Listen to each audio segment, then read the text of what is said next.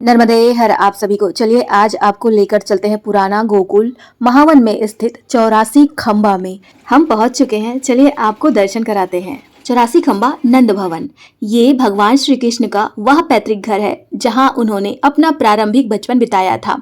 धार्मिक और पौराणिक मान्यताओं के अनुसार जब वासुदेव जी ने कंस के डर से बाल कृष्ण को यमुना पार पहुंचाया था, तब इसी नंद भवन में उनका लालन पालन हुआ था। बाल कृष्ण और उनके बड़े भाई बलराम ने अपने जीवन के शुरुआती 2 वर्ष और 3 दिन इसी भवन में बिताए थे। पूतना वध, तृणावर्त वध और मिट्टी खाने वाली प्रसिद्ध बाल लीलाएं इसी भूमि पर हुई थी। मान्यता है कि इस दिव्य महल का निर्माण देवताओं के वास्तुकार स्वयं विश्वकर्मा जी ने किया था। गर्भगृह के अंदर मुख्य 4 खंबे ब्रह्मा जी ने स्वयं स्थापित किए थे, जिन्हें चारों युगों सतयुग, त्रेता युग, द्वापर युग और कलयुग का प्रतीक माना जाता है। हिंदू धर्म ग्रंथों के अनुसार ये 84 खंबे संसार की 84 लाख योनियों को दर्शाते हैं।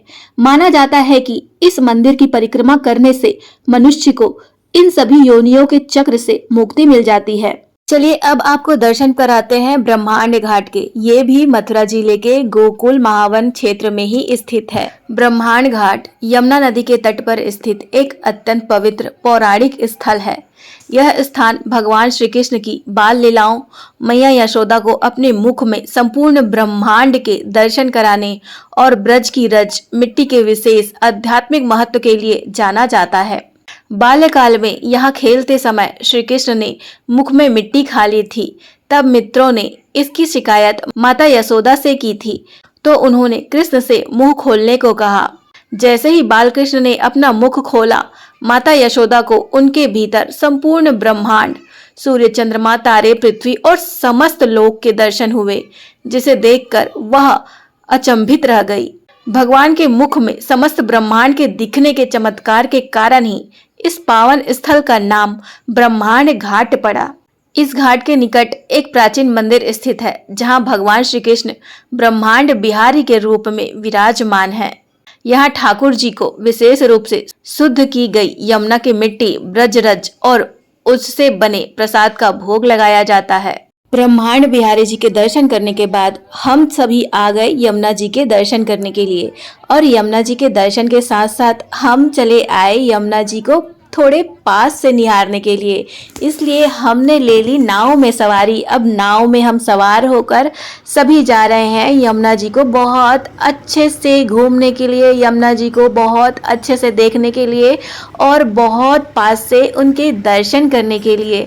यमुना जी का जल भले ही दिखने में उनका जो रंग है वो सांवला है, पर जब आप यमुना जी के जल को हाथ में लेंगे ना, तो वो बहुत ही प्योर और बहुत ही शुद्ध दिखता है, बहुत ही साफ सुथरा है। आप यमुना जी के जल को हाथ में लेकर देखिएगा, बहुत ही अच्छा लगता है। और हाँ, आचमन जरूर करिएगा यमुना जी के जल का। हम सभी ने तो बहुत अच्छे से आचमन किया। यमुना नदी के गहरे जल में कालिया नाग रहता था। उसके जहर से यमुना का पानी उबलता था और विषैला हो गया था। कृष्ण ने कदम के पेड़ से छलांग लगाई, कालिया नाग को हराया और उसे नदी छोड़कर जाने के लिए मजबूर किया था। कृष्ण अपने सखाओं के साथ यमुना के किनारे गाय चराते थे। वे पानी में गेंद खेलते और दोस्तों के साथ पानी का खेल खेलते थे।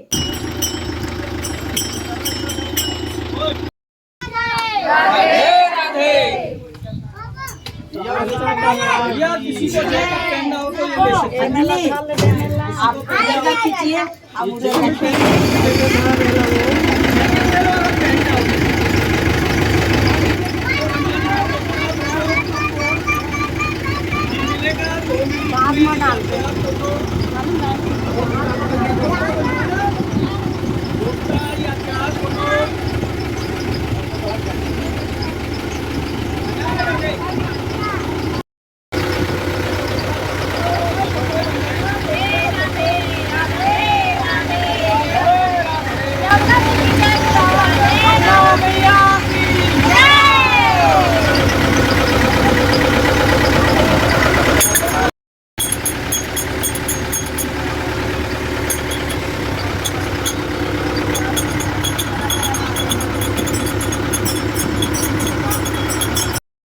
मैंने ब्रह्मांड घाट के दर्शन कर लिए हैं।